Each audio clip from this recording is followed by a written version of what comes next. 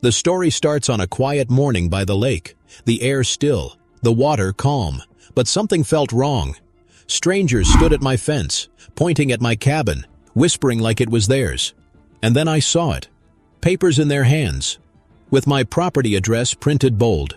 My heart dropped, because I never signed anything. I never agreed to sell. Yet the HOA smiled, like they had already taken it from me. And in that moment, I realized this wasn't a mistake. It was a setup, and the board wanted me gone. Pause for dramatic breath, but they forgot one thing. I don't break easily. And what I did next changed everything. My name is Mark. I'm just an ordinary guy, living in a small suburban neighborhood by the lake. I work as a carpenter, and on weekends I escape to my cabin, the one place that feels like mine. At least it used to, until the HOA decided they owned it more than I did. This is the story of how they tried to sell my cabin without permission, and how I turned the tables with nothing but a lock and a sign. The cabin was always my escape, a small wooden house by the lake, hidden between tall trees, with the smell of pine drifting through the air. It wasn't big, it wasn't fancy, but it was mine. I built the porch with my own hands, laid every plank, stained every board. Every time I walked through that gate, I felt peace. But that peace didn't last. The first time I saw them, it was a Saturday morning. I had my coffee in one hand, toolbox in the other. That's when I noticed two strangers, standing right in front of my gate. They weren't neighbors. I knew every neighbor by name. These were outsiders. City shoes, clipboards, polished smiles that looked too perfect. At first, I thought they were lost, so I walked closer, called out, asked if they needed help, but instead of leaving, they looked at me with surprise. "Are you the owner?" one of them asked. The question felt strange, sharp, like a test. Of course I was the owner. But before I could even answer, the woman pulled out papers from her folder. My name wasn't on them, but my cabin's address was printed across the top. Bold letters, unmistakable. She said they were there for a showing. A showing? I laughed, told them they had the wrong place. But then the man pointed at the sign on my fence, the one the HOA had forced me to put up years ago. He said, "The listing matches the description. 2 bedrooms, Lakeview, private dock." My hands went cold, because everything he said was true. That was my cabin, my dock, my Lakeview, and somehow the HOA had listed it as if it was theirs to sell. I slammed the papers back into his hands, told them to leave, but they didn't move. They just looked at me like I was the intruder, like I was the one trespassing on my own land. I went straight to the HOA office. The president was there, sitting behind a desk too big for the small room. Her smile stretched wide, but her eyes were empty.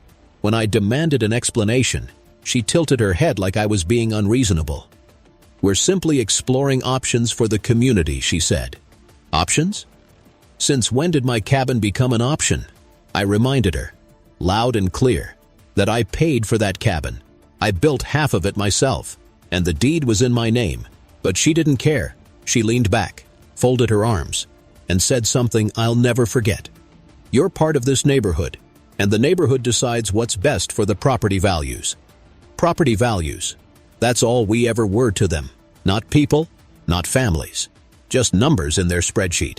She slid a fine across the desk for unapproved signage on my gate. I hadn't even put up a new sign yet, but they fined me anyway, like they were daring me to fight back.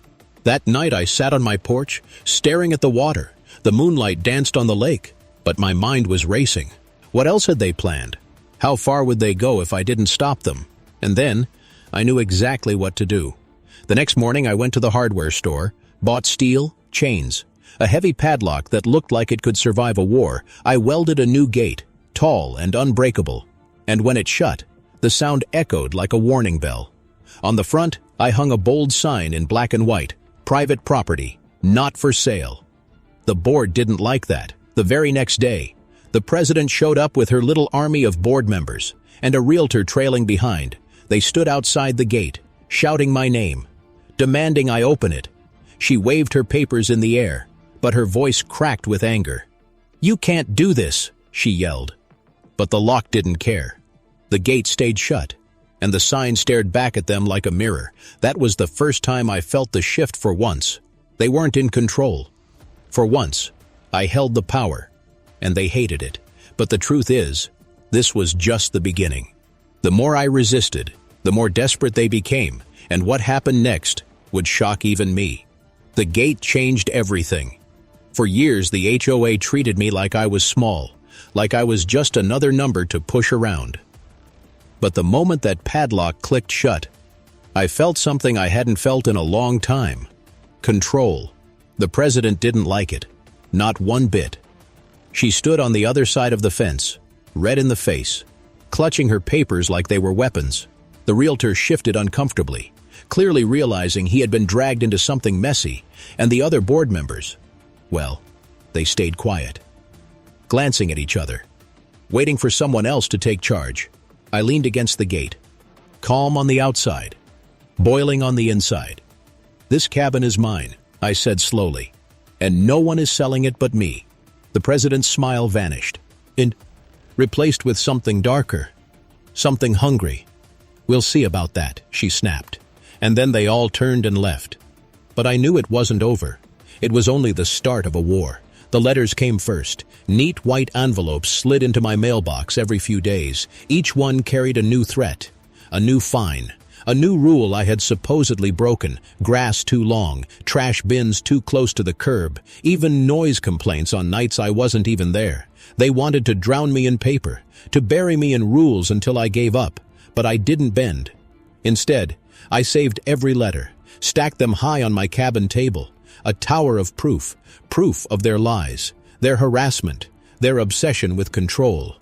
One night, I heard something outside, footsteps on the gravel, whispers near the dock. I grabbed my flashlight, stepped onto the porch, and there they were, 2 men in dark jackets, trying to loosen the chain on my gate. The beam of light froze them in place. For a moment, none of us moved. Then one of them muttered, "We're just checking property lines." "Property lines? At midnight?" I shouted, told them to get off my land, and they ran into the dark without another word. I called the sheriff the next morning, but by the time he arrived, the men were gone, and the board denied everything. "No one from the HOA would ever trespass," the president said sweetly, her voice dripping with fake innocence. But I knew the truth.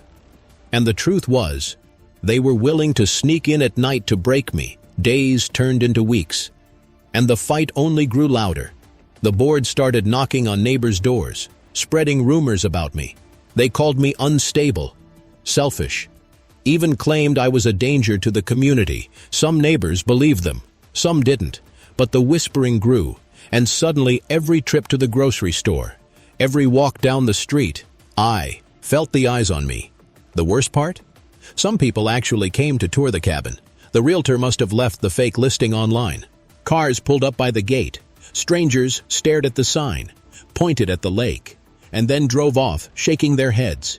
Each time it happened, my anger grew hotter, because it meant the HOA hadn't stopped. They were still trying to sell something they didn't own.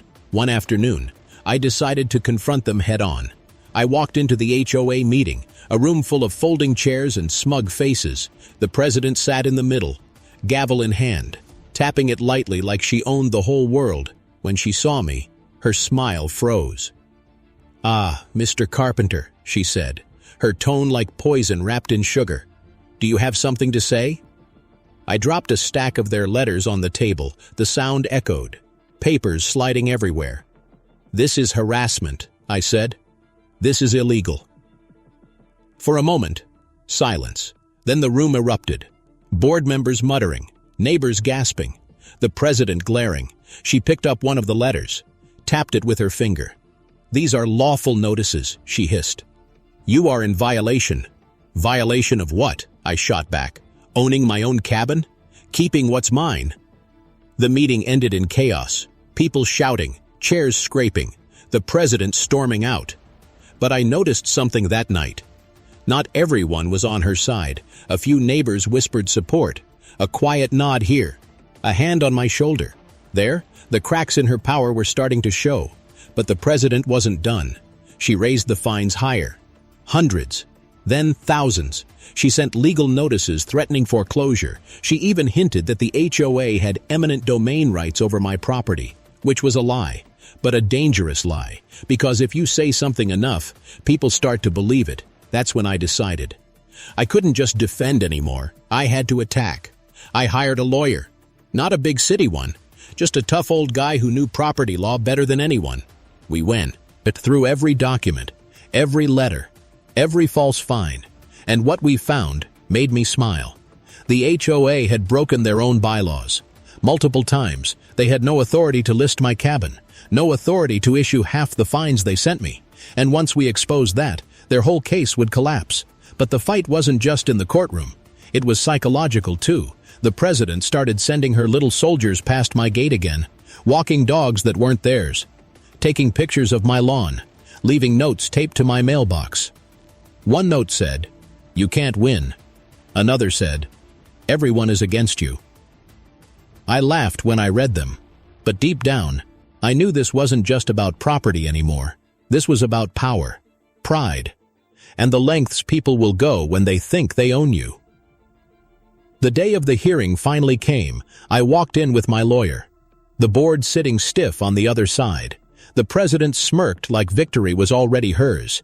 But then the judge started reading through the documents. Her smirk faded. Her hands fidgeted. Her voice stuttered when asked direct questions. And when my lawyer presented proof that they had listed my cabin illegally, the room went silent. The judge leaned back, sighed, and looked directly at the board. "This is a clear abuse of authority," he said. And just like that, their case crumbled. The president's face turned pale. She tried to argue, tried to twist her words, but it was over. The ruling was simple. The cabin was mine, untouchable, and the HOA had to back off. But victory didn't taste sweet. Not yet. Because I knew the president wasn't finished. People like her don't just quit. They wait. They plot. They find another way to strike. So I left that courtroom with mixed feelings. I had won the battle. But the war, that was far from over. The court had spoken. The cabin was mine. The gate was mine. The lake was mine. The HOA had no claim, no right, no power to sell what they didn't own. For the first time in months, I slept without fear of losing everything. But peace doesn't last long in a place like this. Not when people like the HOA president are involved. She wasn't just angry. She was humiliated. And in a neighborhood where every mailbox shines, where every lawn blade stands tall, humiliation is worse than defeat. At first, it was small things, petty things, childish things. A note slipped under my door, with no words, just a drawing of a broken lock, a garbage bin tipped over. Always mine, never anyone else's. My mailbox flag bent sideways, as if someone had grabbed it and twisted until the metal screamed. I tried to ignore it, but ignoring a snake doesn't make it stop hissing. It only makes it hungrier. Then came the noise complaints. At first they were funny. They said I was disturbing the peace with loud music. I don't even own speakers at the cabin, only an old radio that wheezes more than it sings. Then they accused me of operating heavy machinery after hours. All I had done was hammer a few nails on the porch. The letters piled up again, thicker than before, and every time I drove into town, I felt the eyes of neighbors. Some looked away quickly, ashamed. Others stared hard, convinced I was the villain the board painted me to be. One evening, as the sun dipped low and the sky burned orange, I found something on my gate. It was a notice, bigger than any before, nailed directly into the wood. In bold letters it read, "Final warning, foreclosure proceedings beginning." I laughed at first, because the judge had already ruled in my favor. But then I noticed something darker. The notice didn't have the HOA's letterhead. It didn't even have their usual fancy seals. It was typed plain, stamped with red ink. No signature. It wasn't official. It was intimidation. They wanted me scared. They wanted me to believe they were above the law. That night, I stayed awake on the porch, shotgun across my lap. The crickets chirped. The lake whispered. But every crack of a branch made my pulse jump. I knew they would try something. The only question was, when? At 2 a.m., I saw headlights, slow, creeping. Stopping just outside the gate, I stood, heart pounding, ready for whatever came. 2 figures stepped out, flashlights sweeping across the grass. They didn't see me in the shadows. Not yet. One of them walked right up to the sign I had hung on the gate. He laughed, tugged at it, then pulled a can of spray paint from his jacket. In seconds, my warning was gone, covered in black paint. Then he whispered to the other, "Tomorrow, this will all be gone." Gone? What did he mean by gone? The next morning, I got my answer. The HOA had called a community meeting, not the usual monthly gathering. This was different. They rented the church hall, filled it with chairs, sent letters to every house demanding attendance. I went. Of course I went. I had to see what trick they were playing. The president stood on the stage, smiling that same cold smile. "Neighbors," she began, "our community is in crisis." She didn't mention me by name at first, but everyone knew. She talked about dangerous individuals, about uncooperative members, about property value risks. Then, finally, she turned her gaze directly at me. "We cannot allow one man to hold us hostage," she said. Her words echoed through the hall.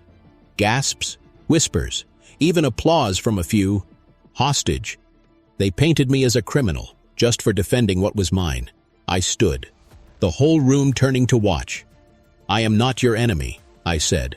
"I built that cabin with my hands. I paid for it. I live in it. And no one, not even this board, will take it from me." Some people nodded, some clapped, but the president slammed her gavel on the podium. She shouted about emergency measures, about special votes, about stripping my ownership through the board. She was desperate, more desperate than ever.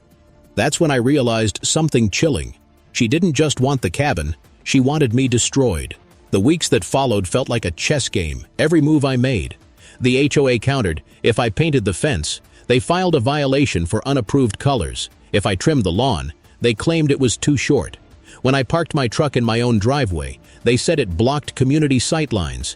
Every detail of my life became a weapon, but I didn't back down. I kept every letter, recorded every conversation, built a file thicker than a phone book, because deep down, I knew this wasn't about rules. It was about obsession, control, and fear. Then one day, something unexpected happened. A neighbor knocked on my door. It was Mrs. Turner, a quiet woman who lived 3 houses down. She looked nervous, glancing over her shoulder before speaking. "They're planning something bigger," she whispered. "They meet at night, in the clubhouse, without notices, without records. I think they're trying to take you down for good." Her words chilled me.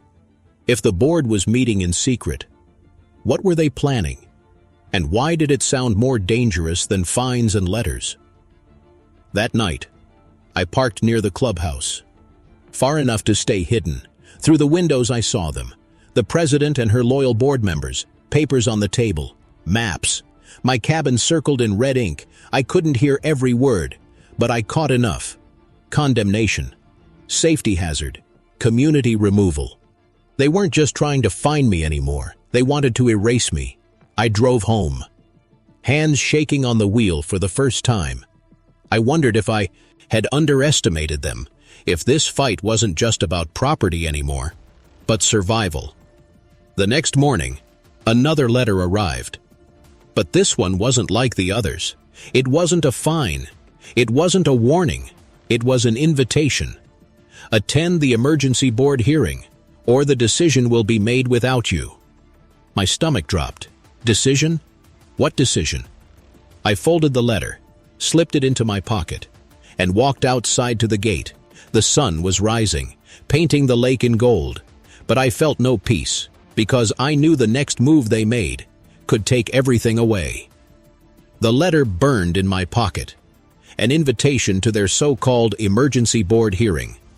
Attend, or the decision will be made without me. It sounded less like an invitation, and more like a threat.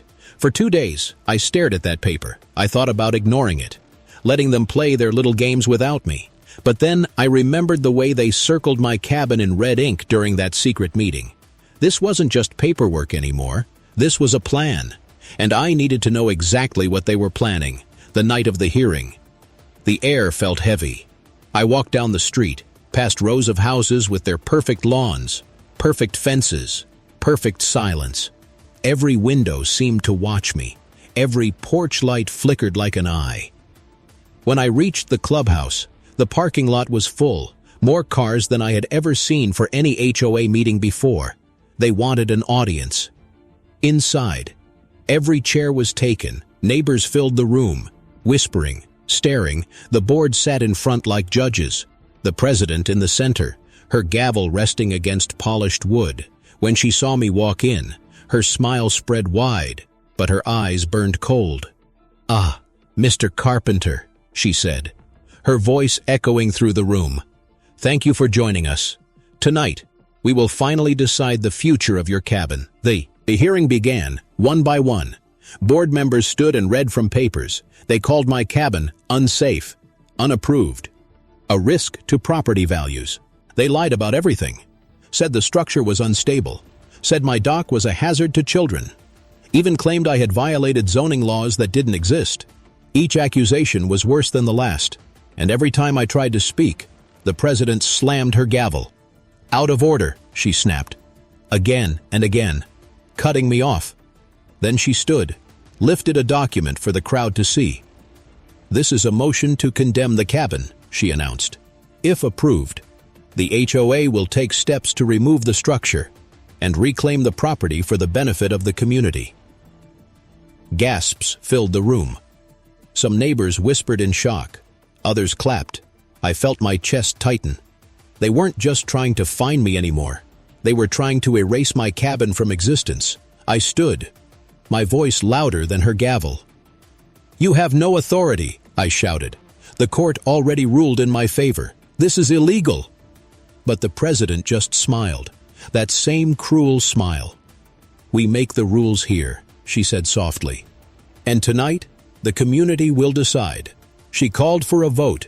Hands shot up, some high and proud, others trembling in fear of being seen not voting.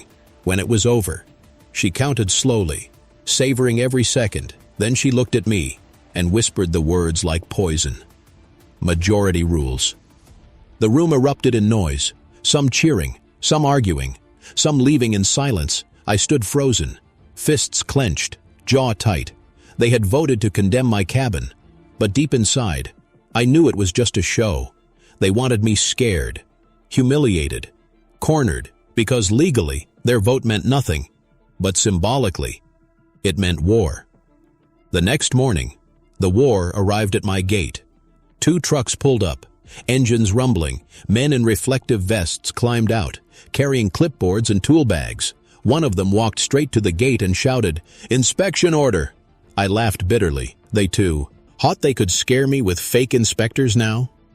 I asked to see paperwork. They waved a piece of paper with no signatures, no official seals, just bold letters that said emergency inspection authorized by HOA. I told them to leave. And when they didn't, I called the sheriff. By the time the sheriff arrived, the men were gone. But the message was clear. The board wasn't going to stop until they broke me. That night, I couldn't sleep. Every sound outside felt louder. Every creak of the cabin made me wonder if someone was out there, waiting, watching. At 3 a.m., I heard it, the roar of an engine, the crunch of gravel, the slam of a door. I grabbed my flashlight, stormed onto the porch, and there, in the dark, was a truck parked near my dock. 2 shadows moved quickly, hauling something heavy from the back. I shouted, light flashing across their faces. One of them dropped what he was carrying, a container, the kind used for fuel. My blood ran cold. Were they planning to burn me out? They bolted, sprinting back to the truck, tires screeching as they sped into the night. I ran to the dock, staring at the container lying on the ground. The smell confirmed it. Gasoline. The next morning, I went straight to the sheriff's office. I showed him the container, told him everything, but without license plates, without proof. His hands were tied. "Be careful," he warned. "These people aren't just playing games anymore." I left the office with anger burning inside me. The HOA had crossed the line. This wasn't about property values, or rules, or even money anymore. This was personal. They wanted me gone. No matter the cost, over the next week, the attacks continued. Notes on my door. Sell or else scrawled in red marker. My tires slashed in the driveway. My mailbox smashed open and left hanging. Neighbors whispered about strange cars cruising. The streets at night. Cars no one recognized, but I refused to leave. If anything, their desperation only fueled me. I reinforced the gate, added cameras around the cabin, and started documenting everything, every note, every threat, every act of vandalism, because one day, I knew I'd need proof of just how far they went. Then came the breaking point. One morning I drove to the cabin and froze. The gate was wide open, the lock cut clean through, and on the porch, nailed into the wood, was a sign. Sold. Property under new ownership. I ripped it down, hands shaking with fury. They had crossed into my land, broken into my property, and posted a fake sale. It wasn't just intimidation anymore. It was invasion. I called the sheriff again, showed him the broken lock, the sign. He promised to investigate. But his voice sounded tired, worn down by the endless drama. The HOA knew exactly how to dance on the edge of the law, enough to scare me, but not enough to land in jail. That night, I sat on the porch, shotgun across my lap again. The lake was calm, the air still, but my mind wasn't calm anymore because I realized something terrifying. If they were willing to burn my cabin, to fake sales, to cut locks in the dead of night, what would they try next? How far were they willing to go? The fake sold sign was the last straw. I stood there on my porch, the broken lock hanging like a wound, the sign still fresh with hammer marks. My land, my cabin, my peace. Violated in plain sight, I had played defense long enough. It was time to go on the attack. The first thing I did was call my lawyer again. I showed him the sign, the broken lock, the gasoline container from before. His eyes narrowed as he flipped through photos and reports. "This isn't just harassment anymore," he said slowly. "This is criminal." But he also knew something I didn't. The board's power didn't only come from their rules, it came from fear. Fear that if you resisted, they would destroy you. And if I wanted to win, I had to destroy that fear, so I got to work. I installed cameras, not the cheap ones. Real surveillance, motion sensors on the gate, night vision lenses pointed at the dock, microphones hidden near the porch. If they tried to step on my land again, I'd have proof. Then, I went through every bylaw in the HOA handbook, page after page, line after line. The same book they used against me, I would now use against them. Every petty rule, every ridiculous restriction. I wrote it down with names attached. The president's roses planted too close to the sidewalk. The treasurer's fence painted in an unapproved shade of white. The secretary's shed, too tall by 2 inches. They had all broken their own rules.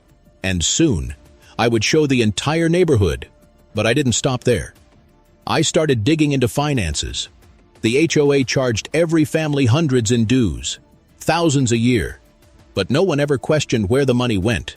With my lawyer's help, I filed for financial disclosure. They fought it at first, threatened, delayed. But eventually, they had to hand over the books. And when I opened them, my jaw tightened.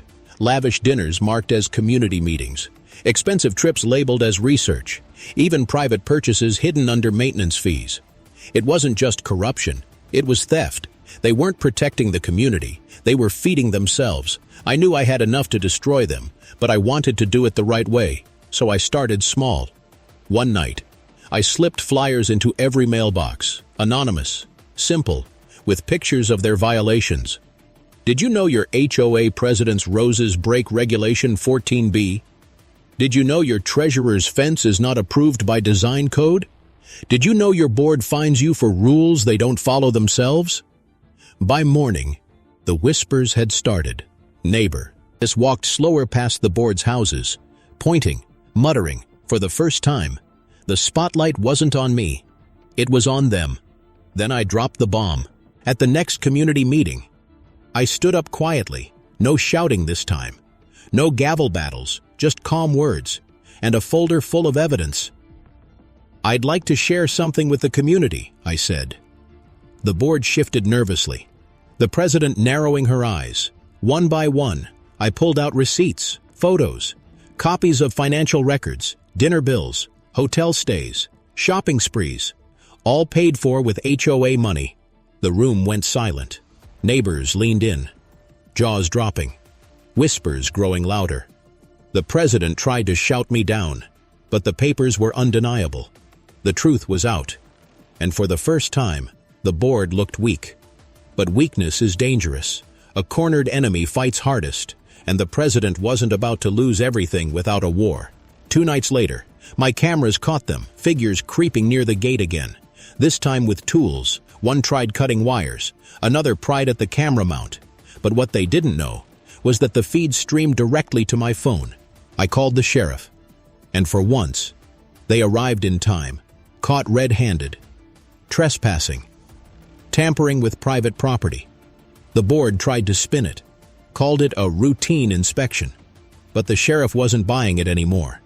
They left with warnings, and their reputation burned even deeper. The neighbors started shifting. At first, only a few spoke up. A retired veteran down the street stopped me one morning. "You're braver than I thought," he said quietly. "We've all been too scared for too long." Then another neighbor, a young mom, thanked me for exposing the fines she had paid unfairly. Soon, more began to stand with me, not loudly, not yet, but enough that the board could feel their grip slipping, and that terrified them. That's when the letters stopped. No more fines, no more violations. The silence was almost worse, because silence meant they were planning. Something bigger. I didn't have to wait long to find out what. One night, as I sat on the porch, my phone buzzed. A notification from the security system, motion detected at the dock. I pulled up the live feed, and what I saw made my blood run cold. 2 men in dark hoodies, hauling something heavy onto the dock. At first, I thought it was more fuel, another attempt to burn me out. But then I zoomed in, and realized it wasn't fuel at all. It was concrete blocks, ropes, and chains. They weren't trying to burn the cabin. They were trying to sink the dock. I shouted through the speaker system, my voice booming through hidden microphones. "Smile for the camera." The men froze, panic flashing across their faces. Then they bolted, leaving everything behind. The sheriff came again, this time finding real evidence, tools, ropes, fresh fingerprints on the blocks. But once again, no names. The men wore masks, gloves, but I didn't need proof to know who sent them. The board denied it all, of course, but the neighbors weren't so quick to believe them anymore. Whispers turned into arguments, arguments into meetings without the board. Slowly, the power began to shift. And I realized something. I didn't just want to protect my cabin anymore. I wanted to bring them down completely. So I planned my move. Not anger, not violence, but the same weapon they used against me. Paperwork. I filed official complaints with the state attorney general. I submitted evidence of financial fraud. I reported every act of vandalism, every trespass, every illegal threat. It would take time, maybe months, but justice was on its way. And this time, they couldn't hide behind rules and bylaws. This time, the law was on my side. But even as I built my case, I couldn't shake the feeling the board was desperate now, and desperate people are dangerous. Late one night, I walked ked to the gate to check the lock, and there it was, nailed to the wood. One final note. No fines, no threats, just 5 words written in black marker. "You won't survive this." The note on the gate stopped me cold. 5 words scrawled in thick black marker. "You won't survive this." I stood there under the porch light, the night air heavy, the lake silent. It wasn't just intimidation anymore. It was a promise for the first time in months. I felt real fear, not for the cabin, not even for the land, but for myself. Up until then, it had been fines, fake sales, break-ins, threats, petty power games wrapped in paper. But this was different. This was personal, deadly personal. I carried the note inside, laid it flat on the table, stared at it for a long time. The letters weren't neat. They were rushed, angry. Whoever wrote it wasn't trying to scare me politely. They were spitting their rage onto the page. I thought about calling the sheriff, but what would he say? Another warning, another case with not enough evidence.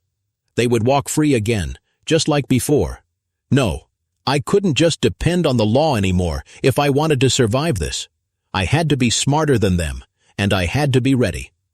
So I turned the cabin into a fortress, cameras at every angle, motion lights that lit up the night like fireworks, steel bars on the windows, a backup generator humming in the shed. I wasn't just defending anymore, I was preparing for war, and every night, I waited for footsteps on the gravel, for shadows at the dock, for headlights creeping down the road.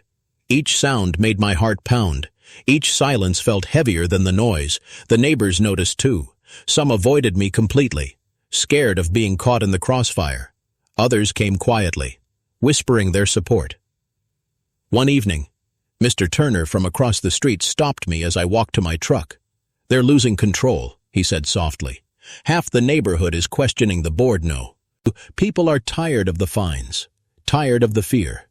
It was true, the flyers I had spread, the records I had shown, the late-night whispers about corruption, they were working. The board's power was crumbling, piece by piece. But the weaker they got, the more dangerous they became. Then came the night I almost lost everything. It was just past midnight. The cabin was quiet, the lake calm. Then suddenly, the sound of glass shattering, I jumped to my feet, shotgun in hand. Adrenaline surging, the living room window was broken. A brick lay on the floor, wrapped in paper. I unrolled it quickly. Words painted in red across the page. "Get out or burn." My hands shook with rage. I rushed outside, flashlight cutting through the dark. But whoever threw it was gone. Just tire marks fading into the gravel. I stood there, glass crunching under my boots, shotgun heavy in my hands. And for the first time, I wondered if the cabin I loved so much was worth dying for. But then I looked at the dock, the porch, the walls I built with my own hands. I thought about every nail I hammered, every board I laid, every hour of sweat poured into that cabin, and I knew the answer. Yes, it was worth it, because if I gave up now, they wouldn't just take the cabin, they would take my pride, my dignity, my freedom, and I wasn't about to hand those over. The next day, I called a meeting of my own, not in the clubhouse, not under their rules, but on my land, by my gate. With the sign standing tall behind me, I invited the neighbors. Some came out of curiosity, others out of quiet rebellion. I told them everything, the break-ins, the fake sales, the threats, even the brick through my window. I showed them the financial records again, the proof of stolen funds, the corruption. Faces changed as I spoke. Shock, anger, disbelief. The board had ruled with farm kibosh ear for so long, but now the fear was cracking. A young father stood up, his voice trembling. "They fined me $200 for leaving my bike outside overnight," he said. Another neighbor spoke. "They told me to tear down my garden shed, said it was against the rules." Story after story poured out. And for the first time, the community wasn't silent. The president must have heard about the gathering, because she showed up near the end. She didn't come alone. 3 board members flanked her, their faces stiff, their eyes cold. She marched to the gate, her voice sharp. "This is unauthorized," she snapped. "You cannot hold meetings without board approval." I laughed. "This isn't your meeting," I said. "This is the community's meeting." Gasps rippled through the crowd. The president's smile faltered for once. She wasn't in control. That night, I knew I had made a crack in her armor, but cracks don't stop a storm, they only let the storm out. 2 days later, I found a dead bird nailed to my gate, its wings spread wide, blood dripping down the wood, a sick message, a warning. I called the sheriff again. He shook his head. "Looks like intimidation, but no proof who did it." No proof, always no proof. And yet everyone knew. Sleep became harder after that. I started hearing voices in my dreams, shadows in the corners of the room. Was I paranoid? Maybe. But paranoia is just fear with good instincts. And my instincts screamed that the worst was yet to come. Then came the letter. It wasn't like the others. No threats, no fines, no warnings. Just a date, a time, and one sentence. Final notice. You will be removed. My chest tightened as I read it again and again. Removed, not fined, not condemned, Not sued, removed. What did they mean by that? Was it legal removal? Or something darker, something I didn't want to imagine? The date circled closer each day. I prepared as best I could, reinforced the locks, stocked supplies, kept the shotgun within reach, but deep down, I knew this fight wasn't about walls or weapons anymore.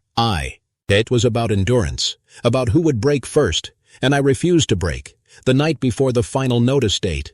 The air was too quiet, no crickets, no owls, no wind, just silence, the kind of silence that presses on your chest, makes it hard to breathe. I sat on the porch, staring at the lake, waiting for headlights to appear, and when they finally did, my heart skipped. 4 cars, slow, crawling down the road, headlights dimmed, engines rumbling low. They pulled up just outside the gate. Doors opening one by one, figures stepped out, shadows in the dark, more than I could count at first glance. And then I saw her, the president, standing tall in front of them, her smile glowing in the porch light, her voice cutting through the night. This ends tonight. The night air felt like stone pressing against my chest. 4 cars lined the gravel. Headlights dimmed, shadows pouring out one by one. At the front stood the HOA president, her smile sharp as broken glass. "This ends tonight," she said, her voice cutting through the dark like a blade. I gripped the shotgun tighter, not to fire, but to remind them I wasn't afraid. The lock gleamed under the porch light, my sign still hanging bold. Private property, not for sale. A shield of words against a storm of people. The crowd shifted, some angry, some uneasy. I recognized faces, neighbors I'd waved to for years, now standing on the wrong side of my gate, and behind them, board members whispering orders, their eyes burning with spite. "What do you want?" I called out. My voice echoed across the lake. Steady, stronger than I felt inside. The president stepped closer. "We're here to remove you," she said softly, almost like she was proud of the words. "The community voted. Your cabin is condemned. You no longer belong here." Laughter burst out of me, not loud, but sharp. "You think votes matter more than the law?" I asked. "The court already ruled. The cabin is mine." Her smile widened, but her eyes didn't. "This isn't about papers anymore," she hissed. "This is about control." That was when I realized. This wasn't an HOA meeting anymore. This was a mob. They surged closer, hands reaching for the gate, rattling the steel. The lock clanged. The chain shook. I raised the shotgun higher, the sound of metal sliding into place, snapping through the night. "Take one more step," I warned, "and you'll regret it." Silence fell over the crowd, eyes flickered, fear rippled, but the president didn't move back. Instead, she turned to them, her voice rising. "See? He threatens us. He's unstable. He's dangerous. He's the reason our community is falling apart." Whispers spread like wildfire. Some nodded. Some looked unsure. The line between ally and enemy blurred in the dark. Then, headlights blazed from behind. Another car pulled up fast, tires spitting gravel. For a moment the mob turned, shielding their eyes, and when the door opened, my heart skipped. It was the sheriff. He stepped out slow, hand resting on his belt, his gaze sweeping across the scene. "What's going on here?" he asked, his voice low, heavy, final. The president straightened, trying to look composed. "This man is a danger to our neighborhood," she said. "We voted to remove him. We're carrying out the decision." The sheriff's eyes narrowed. "A vote doesn't override the law," he said flatly. "I've already seen the court order. The property is his. You step on that land tonight, and you're trespassing." The crowd shifted again. Murmurs, nervous shuffles. The sheriff walked closer, his hand brushing the holster. "Which one of you is ready to explain this to a judge?" he asked. No one answered. The president's smile cracked. For the first time, I saw fear in her eyes. She hissed at the board members, whispering fast, but it was too late. The sheriff stood tall, the law behind his words. "Go home," he ordered. One by one, the crowd began to scatter. Engines roared. Headlights cut back through the dark. Neighbors slipped away, heads low, ashamed, until only she was left, the president, standing at my gate, staring at me with pure hatred. "This isn't over," she whispered. Then she turned, heels crunching on gravel, and vanished into the night.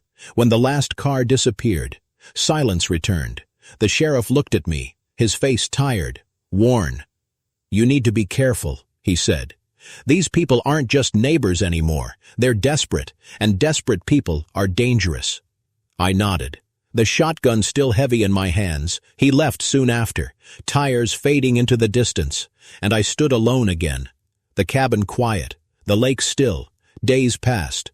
The neighborhood changed. The whispers grew louder. But this time, against the board, people had seen too much, heard too much. The flyers, the finances, the failed mob. The cracks in their power were now wide open. Then it happened. A letter arrived in every mailbox. Not from me, not from them, but from the State Attorney General, an official investigation into the HOA's finances, fraud, embezzlement, misuse of funds. The very evidence I had handed over was finally in motion. Neighbors gathered outside, talking in hushed voices. Some cheered, some gasped, some stared at the president's house like it was already a crime scene. And me? I sat on the porch, watching it unfold. The cabin still mine, the lake still mine. Weeks later, the board resigned. One by one, they vanished. Some claimed health reasons, others family emergencies. But everyone knew the truth. They were running before the hammer dropped. The president lasted the longest. She fought, screamed, denied everything. But when the subpoenas came, she cracked. Her house went up for sale. Her car disappeared. And she was gone. Just like that. The war was over. The neighborhood changed after Tetoy. No more petty fines, no more secret votes, no more threats stuffed in mailboxes. For the first time in years, people smiled for real. Lawns grew a little wild. Kids left bikes in driveways. Mailboxes leaned without fear. And no one said a word. As for me, I still live by the lake. The cabin stands strong. The dock stretches out into the water. The sign still hangs on the gate. Private property. Not for sale, not just a warning, but a memory, a reminder of the war I fought, and the peace I earned. But some nights, when the wind is low and the lake is quiet, I think about her, the president, the way she smiled without her eyes, the way she whispered, "This isn't over," before she left. And I wonder, was she telling the truth? Is she out there still, waiting for her moment? Or was that night truly the end? And that's where I'll leave you with one final question. If you were me, and you finally won against the HOA after everything they did, would you trust the peace that followed? Or would you always be waiting for the next battle?